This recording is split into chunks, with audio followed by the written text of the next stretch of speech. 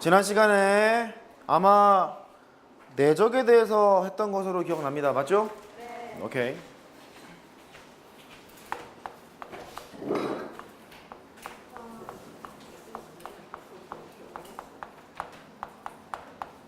내적은 곱셈을 정의하기 위해서 만든 것이 내적이다. 내적이 있고 외적이 있더라. 외적은 일단 있자.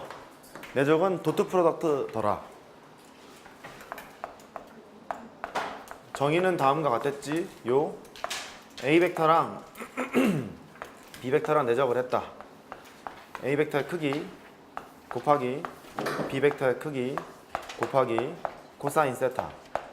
그러면 내적은 항상 실수값을 가지며 실수값을 갖겠다는 소리는 양수형 음수가 있더라. 세타가 예각이래. 내적의 결과는 왜냐면 이미 이쪽에서는 부호가 양수였기 때문에 부호 판단하는 것은 코사인 세타로 부호를 판단하러 갈 거기 때문에 예각이었을 때는 내적의 결과는 양수였습니다. 그랬죠? 세타가 2분의 파이 90도였을 때는 내적의 결과는 0입니다. 아주 중요하다.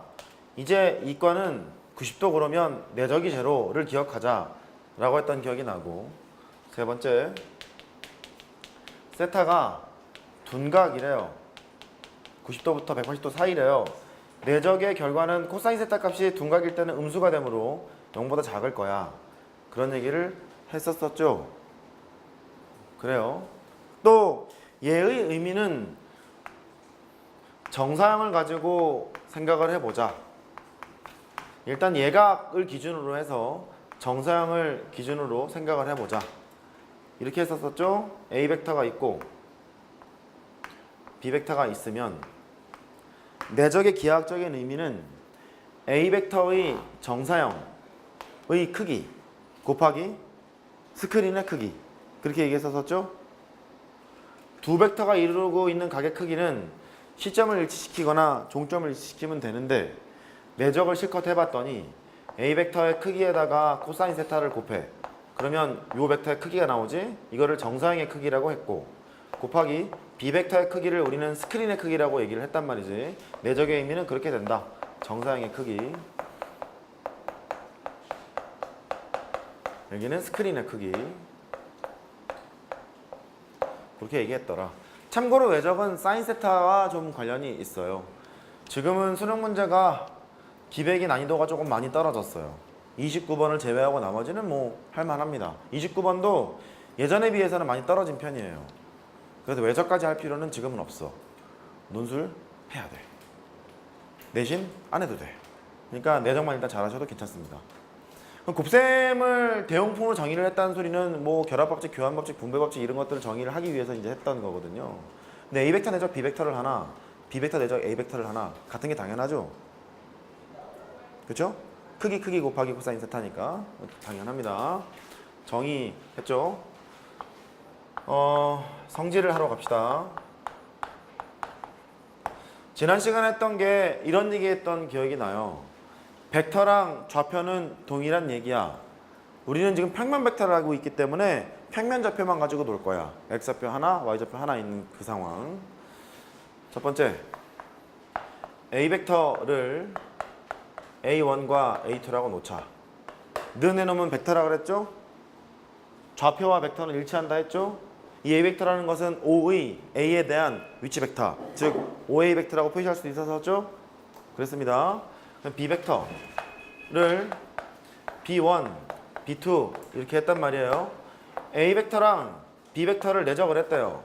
내적을 하게 되면 코사인 제2 법칙으로 증명을 해드렸던 기억이 납니다. 기억나죠? 코사인 제2 법칙 증명을 해드렸습니다. 증명보다 결과를 알고 있는 것이 더 중요합니다. 너랑 B1, B2 두 개를 내적했잖니? X좌표끼리 곱하고 Y좌표끼리 곱한 다음에 더하자 그랬죠? 이렇게 했던 것 같아. 괜찮아요? 그래요. 그 다음에 두 번째, 두 벡터가 이루는 각의 크기,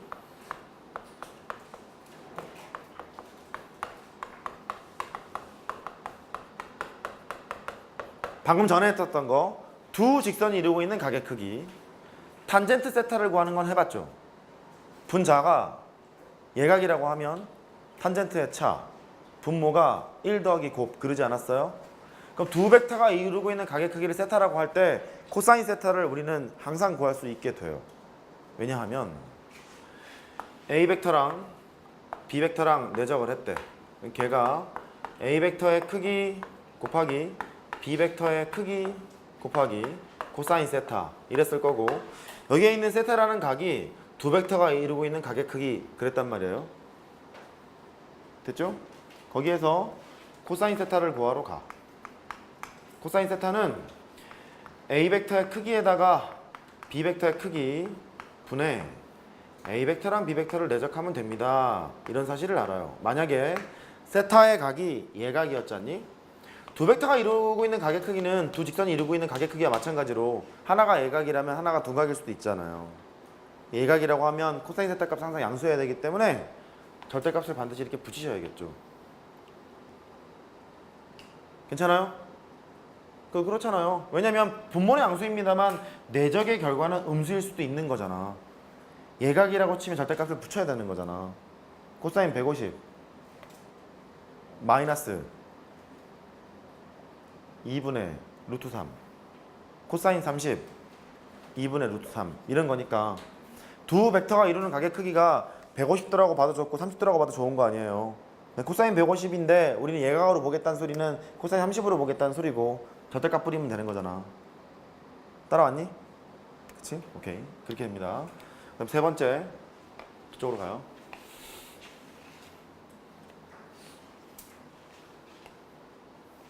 세 번째는 A 벡터랑 내적을 했대요. 내적을 하게 되면 A 벡터의 크기 곱하기 A 벡터의 크기 곱하기 코사인 세타를 했을 텐데 내적의 결과는 실수값을 가질 테니까 두 벡터가 같은 벡터라면 이루고 있는 가게 크기가 제로죠. 그렇잖아요. 제로니까 코사인 제로 1이거든. 너는 1이야. 따라서 너는 A 벡터 크기의 제곱이라고 볼 수 있어요. 이렇게. 그러니까 기억해야 돼. 똑같은 벡터를 내적했잖니? 그러면 크기의 제곱이 됩니다. 크기의 제곱이 돼요. 그럼 거꾸로 어떤 벡터가 있잖니? 크기가 보였어요. 걔를 제곱하는 순간 여기에 있는 알맹이 도트 알맹이야. A 벡터랑 내적 A 벡터를 바꿀 줄 알아야 된다. 이게 필요합니다. 그렇죠? 또 해요. 뭐 그냥 산수하는 거야. 인수분해 뭐 이런 거 하는 거야. 당하지 마. A 벡터랑 내적 B 벡터 더하기 C 벡터가 있단다. 이렇게. 그러니까 내적이란 얘기는 도트 프로덕트 그랬잖아요. 곱셈을 정의를 한 거거든요. 그러니까 우리가 일반적으로 수식으로 계산했을 때 곱셈처럼 하시면 되는데 이렇게 A 벡터에다가 내적 B 벡터 이렇게 되고 A 벡터에다가 내적 C 벡터 이렇게 되거든요. 이거를 보이라 이렇게 하잖아요. 그러면 성분을 가지고 보이는 것이 편해요. 성분을 갖고 보이는 것이 이렇게 할 생각이야. 보이래. 그러면 간단해. 해보면 돼. A 벡터를 A1, A2라고 놓자. 공간으로 가면 똑같아. 좌표만 3개로 바뀔 뿐이거든. 똑같기 때문에 지금 하는 걸 잘해야 해. B 벡터는 B1이랑 B2 이렇게 됐죠. C 벡터는 C1이랑 C2 이렇게 써보자. 그러면 B1, B 벡터랑 C 벡터를 더한 것은 좌표로 그냥 합하면 되지 않니? 그랬잖니? 합하면 되는 거니까 이 준식은 이렇게 바뀐다. A 벡터 A의 1, A의 2 너랑 내적이 됐죠. B 벡터랑 C 벡터를 합하라는 얘기는 이 두 개를 그냥 합하면 되거든. X좌표는 B1 더하기 C1 이렇게 될 테고 그 다음에 Y좌표는 B2 더하기 C2 이렇게 될 건가 봐요. 이렇게.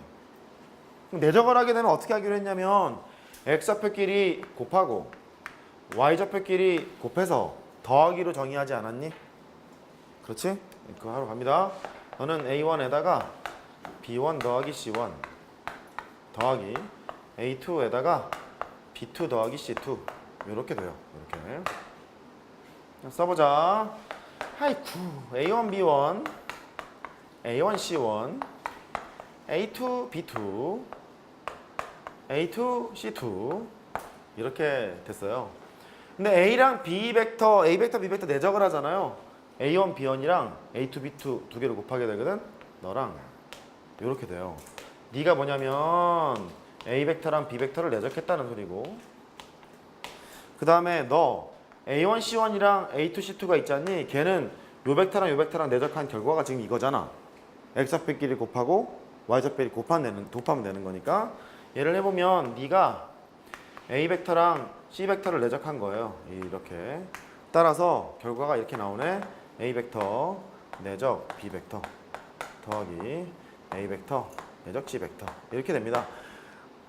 마이너스여도 똑같이 하시면 돼요. 이렇게 돼요. 그러니까 분배 법칙이 성립해요. 됐죠? 분배 법칙이 성립해요. 뭐 결합 법칙 이런 것도 뭐 마찬가지니까 이렇게 생략하고. 그러면 예를 들어서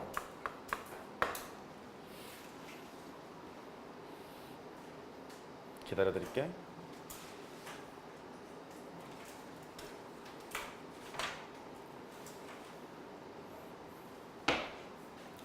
A 벡터랑 B 벡터가 있대. 제곱을 하래.